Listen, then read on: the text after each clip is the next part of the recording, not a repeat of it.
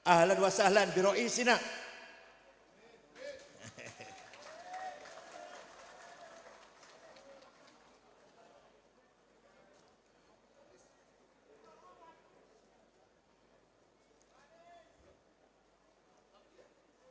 Ya. Salatullah salamullah ala taha rasulillah. Salatullah salamullah ala yasin habibillah. Tawassalna bismillah wa bil hadi rasulillah wa kulli mujahidin lillah bi ahlil badri ya Allah.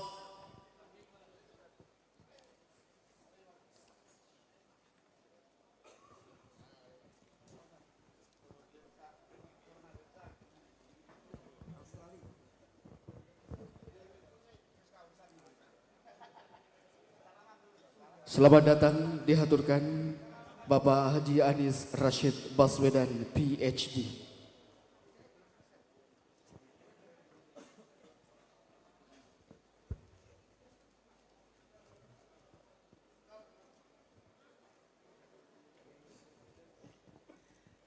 Bapak Profesor Dr. Anies Baswedan ini orang Cirebon.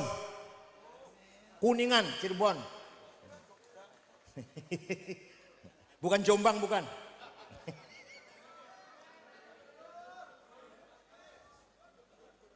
Kakek beliau namanya Abdurrahman Baswedan.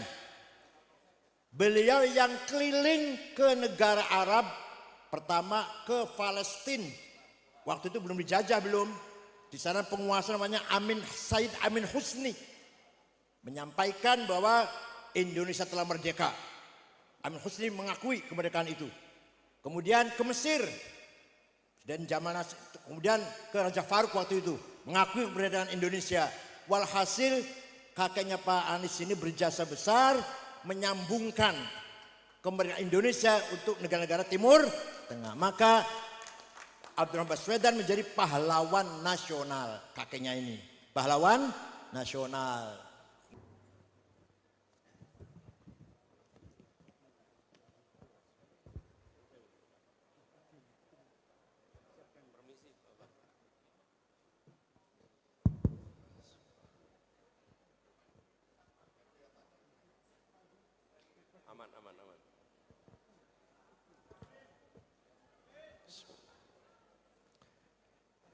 Assalamualaikum warahmatullahi wabarakatuh.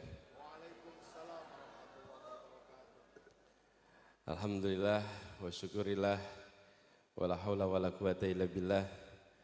Allahumma sholli ala sayyidina Muhammad wa ala alihi wa ashabihi ajma'in. Rabbi shrah li sadri wa yassir li amri wa hlul 'uqdatam min lisani yafqahu qawli. Amma ba'du. Yang saya hormati, yang kami hormati para alim ulama, para kiai, para habaib yang hadir bersama pada kegiatan haul ini, wabil khusus Kiai Abdus Salam Shohib Gusalam, pengasuh pimpinan Pondok Pesantren Mabaul Ma'arif ini, beserta seluruh zuriat Kiai Haji Bisri Sansuri yang pada malam hari ini menjadi tuan rumah kegiatan ini. Yang saya hormati, insya Allah Wakil Presiden Republik Indonesia tahun 2024, Gus Muhaimin Iskandar. Yang saya hormati, yang tadi baru saja kita dengar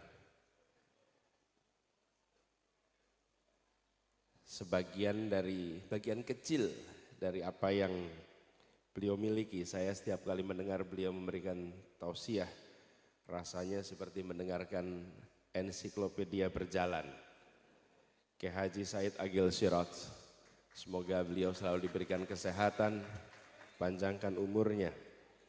Yang saya hormati Habib Umar Al-Mutahhar, yang kami hormati Gus Kausar, Kiai Haji Abdurrahman Al-Kautsar, juga yang tadi kami duduk di samping Kiai Marzuki Mustamar, yang katanya terima surat cinta, surat non penugasan gitu ya. Yang saya hormati Kiai Haji Anwar Mansur, Kiai Haji Nurul Huda Jazuli, Kiai Haji Anwar Iskandar, juga Kiai Haji Agus Ali Mashuri, Kiai Haji Mas Duki Abdurrahman, sekaligus juga hadir bersama kita Presiden Partai Keadilan Sejahtera Bapak Ahmad Saihu,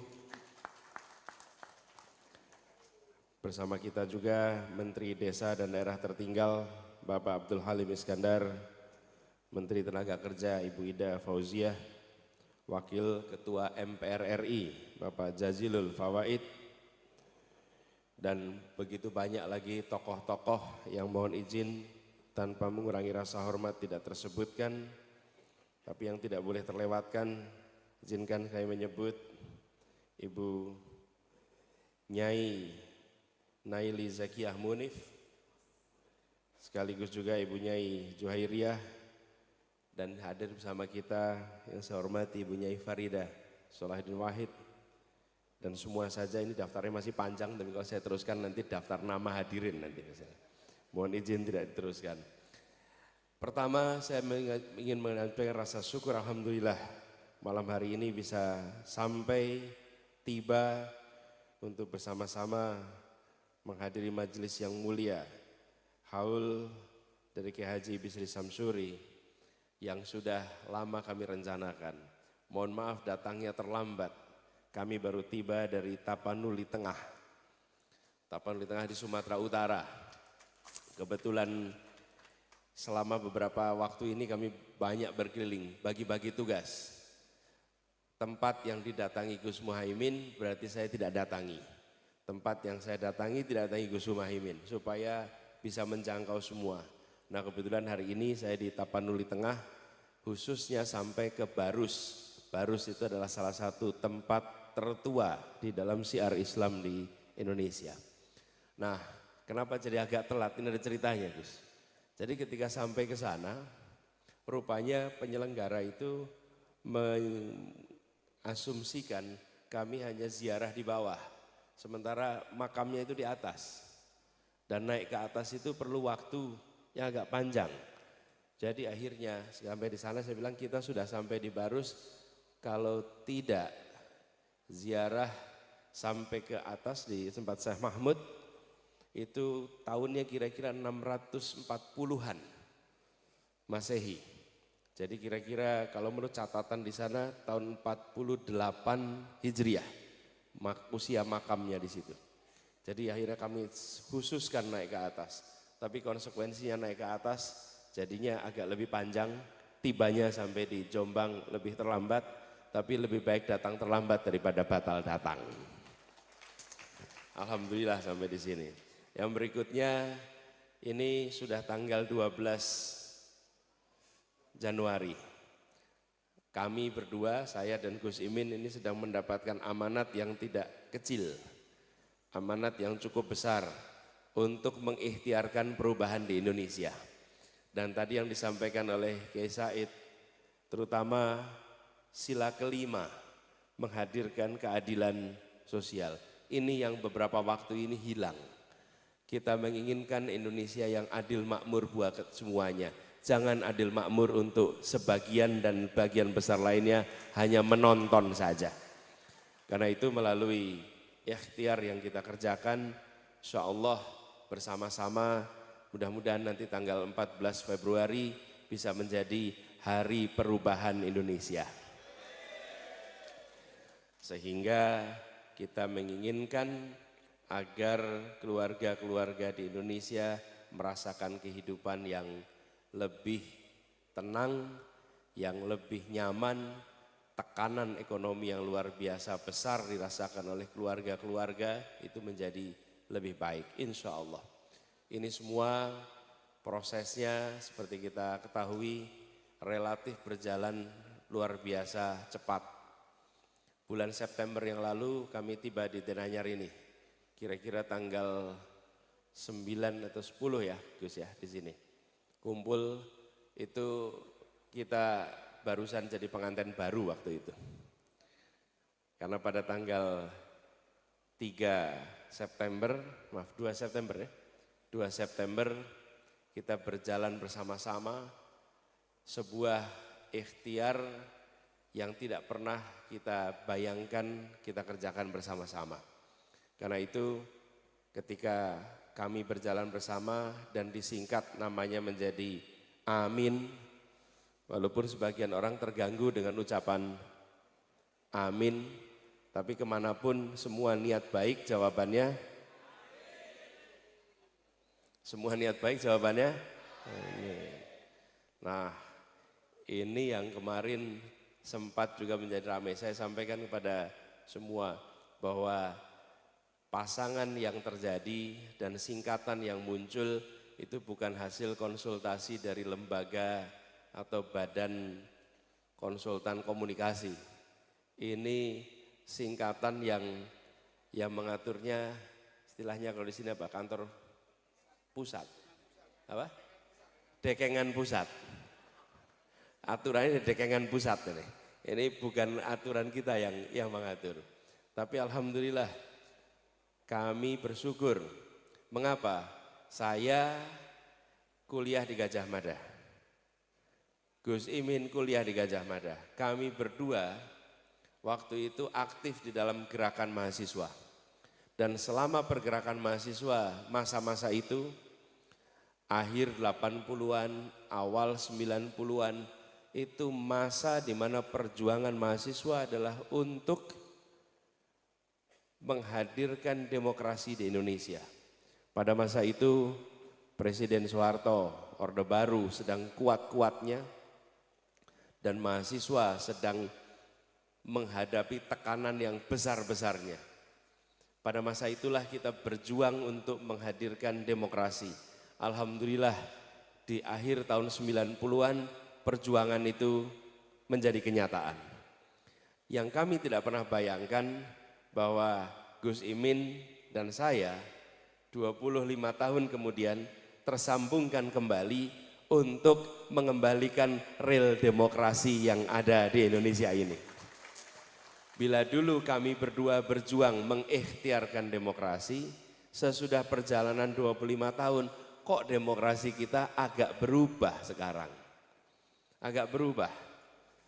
Kalau dulu kita berbicara tentang kebebasan berbicara, hari ini kebebasan berbicara mulai turun. Bahkan menyebut nama pemerintah Indonesia saja, menyebutnya pemerintah Wakanda. Nah, ini saya lihat ada yang bawa kaos ini, Wakanda no more, Indonesia forever. Mau mengkritik pemerintah saja menyebutnya pemerintah Indonesia, saking khawatirnya diproses hukum. Sesuatu yang dulu tidak pernah terbayangkan terjadi. Dan yang tidak kalah mengkhawatirkan adalah ketika negara hukum mulai bergeser menjadi negara kekuasaan. Negara hukum, kekuasaan diatur oleh hukum, negara kekuasaan, hukum diatur oleh kekuasaan. Nah, ketika hukum mulai ditekuk oleh yang pegang kuasa, maka kita menyaksikan potensi yang amat mengkhawatirkan untuk jangka panjang perjalanan Indonesia. Karena itu kami berdua sekarang bertemukan kembali. Kalau dulu memperjuangkan demokrasi, sekarang mengikhtiarkan untuk mengembalikan demokrasi pada realnya. Insya Allah ikhtiar ini berhasil. Nah, perjalanan ini tentu bukan perjalanan ringan, jadi bersamaan dengan kegiatan haul ini insya Allah ini bagian dari meneruskan. Bila dahulu kita semua melihat catatan perjuangan dari Kiai Bisri Sansuri dari saat mulai mendirikan pondok pesantren putri pertama di Indonesia. Kalau tidak salah tahun 1919. Pertama, Kiai Bisri Sansuri memiliki pandangan yang sangat visioner. Di masa itu perempuan tidak mendapatkan pendidikan secara sistematis. Pendidikannya dilakukan di rumah tangga dengan keluarga-keluarganya. Dan ini menjadi pondok pesantren putri pertama dalam sejarah Indonesia. Terobosan itu berkelanjutan sampai peran perjuangan beliau di Undang-Undang Perkawinan. Kalau tidak salah tahun 70-an ya Undang-Undang Perkawinan itu. Dan ini semua diteruskan oleh cucunya. Cucu yang pertama di wilayah politik sudah menjadi Presiden Republik Indonesia. Gus Dur, insya Allah cicitnya, insya Allah tahun 2024 menjadi Wakil Presiden Republik Indonesia. Jadi tali perjuangan itu tidak putus, tersambungkan lintas generasi, lintas waktu. Bersama ini kami juga mohon doanya agar insya Allah sebulan ke depan dimudahkan dalam perjuangan ini. Dan insya Allah nanti pada tanggal 24 tanggal 14 benar-benar menjadi hari perubahan untuk Indonesia. Barangkali ini saja yang bisa saya sampaikan. Terima kasih atas kesempatannya. Insya Allah semua yang hadir di sini bisa mengambil hikmah dari perjuangan, dari perjalanan hidup dari Mbah Bisri yang nantinya akan kita teruskan di wilayah kita masing-masing. Terima kasih, kurang lebih mohon maaf. Allahumma muwaffiq illa aqwamit thoriq. Assalamualaikum warahmatullahi wabarakatuh. Dihadirkan, terima kasih.